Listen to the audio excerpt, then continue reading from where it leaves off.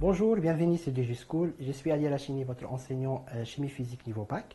Et aujourd'hui, je vais vous parler du transfert thermique par convection. Donc, c'est un mode de transport ou de transfert de chaleur qui implique un déplacement de matière. Donc, contrairement au transfert par conduction, le transfert par convection implique un déplacement de matière. Et il concerne principalement les fluides. Donc, quand on parle de fluides, ça veut dire les liquides et les gaz. On va prendre un exemple simple.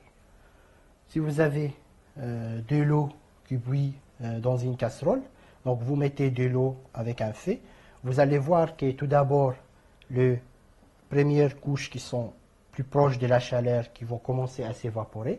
Vous avez les bulles d'air, les bulles d'eau qui vont monter au fur et à mesure.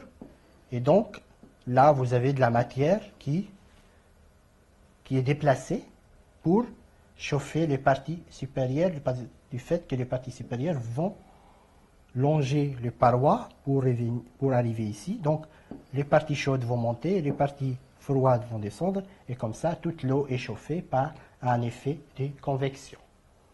Un autre exemple de convection, c'est dans un four, où vous mettez un objet et vous chauffez le four, donc l'air autour va être chauffé, puis il va venir en contact avec votre matériau et la chaleur va être propagée dans tout le matériau. Donc vous chauffez par convection en utilisant l'air, ou vous chauffez par convection comme ici, on voit les parties inférieures qui vont monter, les parties supérieures qui vont descendre, donc vous avez un déplacement de matière en même temps.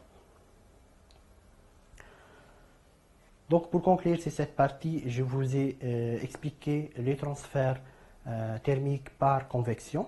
Je vous invite à regarder les autres vidéos concernant les transferts par conduction et par rayonnement. Et je vous dis à bientôt sur DigiSchool.